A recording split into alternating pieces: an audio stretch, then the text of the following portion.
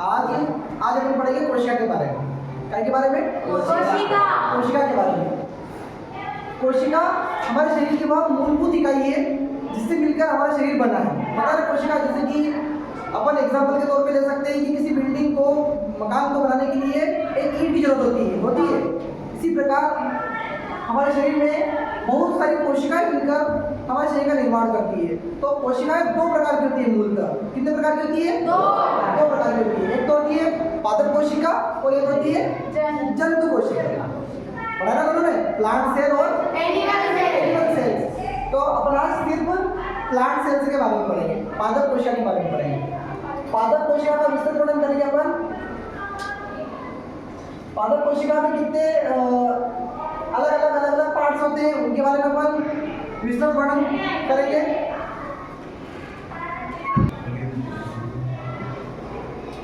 ठीक है, तो ये याद रख सकते हैं। कोशिका दो प्रकार की होती है, पादप कोशिका और जंतु कोशिका। लेकिन आज हम सिर्फ पादप कोशिका के बारे में पढ़ेंगे। पादप कोशिका की संरचना, इसमें क्या क्या अलग अलग भाग होते हैं, उनके अलग अलग क्या कार्य होते हैं, सभी का अलग अलग विस्तृत वर्णन आज इसको हम करेंगे। और कोशिका की खोज सबसे पहले किसने की थी, ये आपको पता है सभी को? रॉबर्ट हुक ने। कब की थी? 1665। कोशिका सामान्य देखने में जब रॉबर्ट हुक ने खोज करी थी तो उसने देखा था कि कोशिकाओं की संरचना मधुमक्खी के छत्ते के समान देखी थी उसने। मतलब मधुमक्खी के छत्ते में जितने डॉट होते हैं, इस प्रकार हमारे शरीर में भी बहुत सारी कोशिकाएं, अनेकों कोशिकाएं मिलकर ही हमारे शरीर का निर्माण होता है। इसका मतलब है कि हमारा शरीर बहुकोशिकीय जीव है। कैसा जीव है? बहुकोशिकीय जीव है। मनुष्य जो होता है वो बहुकोशिकीय जीव होता है। और एक कोशिकीय जीव भी होते हैं, जैसे कि अमीबा, आपने पढ़े थे 2 4 जीवों के नाम, पैरामीशियम, ये सब एक कोशिकीय जीव है। लेकिन मानव शरीर बहुकोशिकीय जीव है। इस प्रकार प्लांट्स में भी, पौधों में भी कोशिकाएं होती है और उनके भी अलग अलग कार्य होते हैं। तो प्लांट्स कोशिका के बारे में पढ़े आज, पादप कोशिका के बारे में। इसमें देखिएगा आप सबसे पहले सबसे बाहरी जो भाग होता है उसको देखेंगे अपन, क्या बोलते हैं इसे? प्लेज्मा झिल्ली, आसपास की झिल्ली। प्लेज्मा झिल्ली क्या कार्य करती है? प्लेज्मा झिल्ली वो होती है जो इसको बाहरी वातावरण से इसके अंदर के वातावरण को दूर रखती है। इसके अंदर की क्रिया इसके अंदर ही होती है। बाहरी द्रव्य को या बाहरी पदार्थ को इसके अंदर या बाहर करने का कार्य ये प्लेज्मा झिल्ली करती है। प्लेज्मा झिल्ली एक कोटेड एक झिल्ली की संरचना होती है। ये आप देख रहे हैं लेयर टाइप, ये वाली। इसके बाद आप पढ़ेंगे ये बाह्य कोशिका है और कोशिका भित्ति। कोशिका भित्ति भी वो एक दीवार की जैसी होती है। कोशिका भित्ति जिसको कोटेड करके रखती है, समझ लो। इसके अंदर जो भी संगठक है, जो भी द्रव्य, जो भी इसके अंदर लिक्विड है, जो भी इसके अंदर रासायनिक संगठन है, उनको ये जो कोशिका भित्ति है अंदर के अंदर ही उसको स्टोर करके रखती है। इसके बाद आता है आपका गाल्गी उपकरण। गाल्गी उपकरण एक के ऊपर एक कुटिका जैसी संरचना जमी होती है, एक कुंडिका जैसी संरचना होती है। गोल्गी उपकरण क्या होती है? कुंडिका जैसी संरचना होती है। जब एक के ऊपर जम रही है, किस जम रही है? एक के ऊपर एक ऐसे गोल्गी उपकरण जमा होता है। इसके बाद आता है आपका हरित लवक, थाइलोफाइट प्रदर्शित करते हैं। ये हरित लवक क्या है? क्रोमोप्लास्ट है। क्या है? प्लेस्टिड। प्लेस्टिड मुख्यतः 2 प्रकार के होते हैं, तो क्रोमोप्लास्ट और एक और ल्यूकोप्लास्ट। ल्यूकोप्लास्ट, क्रोमोप्लास्ट और ल्यूकोप्लास्ट। क्रोमोप्लास्ट वह हरित लवक है जो कैसा होता है? रंगीन होता है और ये बहुत जरूरी होता है प्लांट्स के लिए। तो इसी कारण तो होता है पत्तियों का कलर हरा किस लिए होता है? इसमें क्रोमोप्लास्ट होता है। क्रोमोप्लास्ट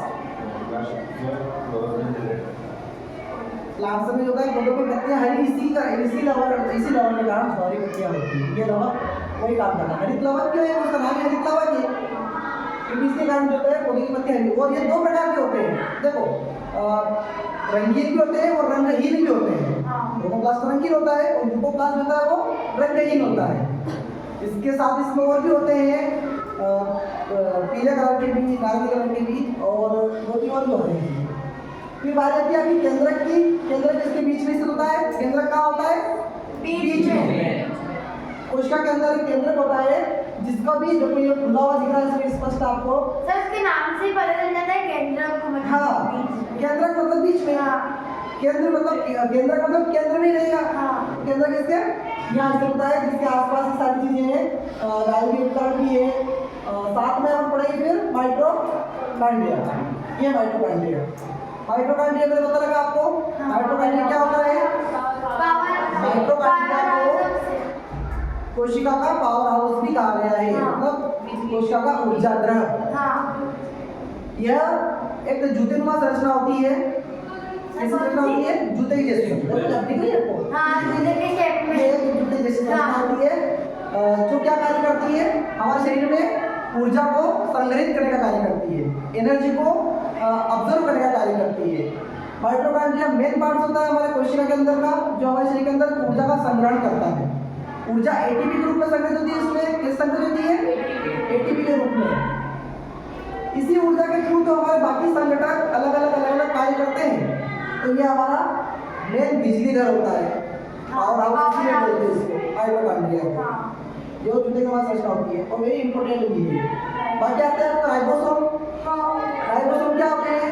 आरएनए से बोलते हैं इंग्लिश में राइबोसोम।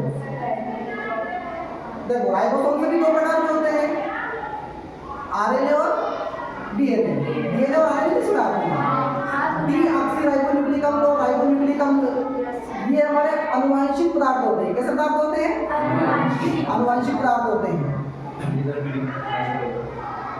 जो अनुवांशिक पदार्थ होते हैं जो हमें पीढ़ी दर पीढ़ी हमारे वंशानुगत चलते रहते हैं। ये वही पदार्थ होते हैं जो पीढ़ी दर पीढ़ी वंशानुगत आगे बढ़ते रहते हैं। डीएनए आरएनए अभी अपन बोलते हैं जैसे डीएनए टेस्ट करते हैं तो उससे हमारी टेट्रा पहचान होती है। डीएनए वगैरह चेक करवाने पर अपनी जो आने अपन चेक कर सकते हैं सारी चीजें। इसके बाद आपका देखो मेरे बगल में दो क्लास होते हैं आपके, एक तो वो अल्ट्रावायलेट और एक ये लोअर क्लास। तो दो प्रकार होते हैं लोअर क्लास और न्यूक्लियोप्लास्ट और न्यूक्लियोप्लास्ट। कोशिका द्रव्य कोशिका द्रव्य क्या होता है? जो कोशिका के अंदर लिक्विड भरा होता है। ये कोशिका पूरी कोशिका भित्ति से घिरी हुई है। कोशिका भित्ति से सहारा प्रदान करती है। कोशिका भित्ति जो होती है, कोशिका भित्ति क्या होती है? कोशिका को एक सहारा प्रदान करती है जिससे कि इसका बाहरी और अंदर का जो मटेरियल है वो अंदर बाहर कर सके, परासरण विसरण क्रिया इसमें हो सके। परासरण विसरण क्रिया समझते हो आप? परासरण क्या होती है? परासरण ये होती है पौधों द्वारा जो अपने मूल से जल को अवशोषित करके अन्य भागों तक पहुंचाता है। परासरण की क्रिया होती है। अच्छा पौधे को अपन पानी देते हैं और क्या उसके पत्तों को थोड़ी पानी पिलाते हैं? उसकी जड़ से जी जड़ तो उसकी जड़ में अपन पानी डालते हैं तो जड़ों द्वारा उस पानी का अवशोषण किया जाता है और उसके पौधों के अन्य भागों में पहुंचाया जाता है। उसी के थ्रू तो फिर प्लांट्स ग्रो करते हैं। फिर तो ये परासरण क्रिया द्वारा ही संभव है कि पौधे में जल अपन नीचे डालते हैं, जड़ों द्वारा उसको ऑब्जर्व करके पौधे के ऊपर के भागों में पहुंचाया जाता है। इसी तरह विसरण क्रिया भी होती है। कौन सी? विसरण। विसरण जल और हवा दोनों में होती है। विसरण क्रिया समझ लो। विसरण क्रिया विसरण क्रिया द्वारा पौधे वायु को ऑब्जर्व करते हैं और निष्कासित भी करते हैं। विसरण क्रिया में पौधे जल वायु को अवशोषित भी करते हैं और निष्कासित भी करते हैं।